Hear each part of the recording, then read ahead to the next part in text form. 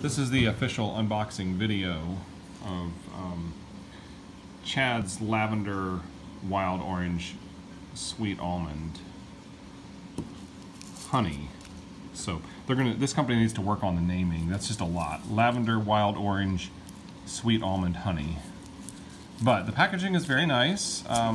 See a nice ribbon that they wrapped around it. The way they've done that's very good. Okay, so now let's get to the good part. Okay, that paper tore very easily. It's not child-proof. It's very easy to get into.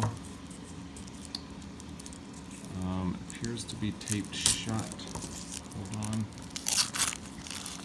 Let's see here. Ooh, it definitely smells of good lavender. Looks like it's a good quality. Oh, look at this. They have actually imprinted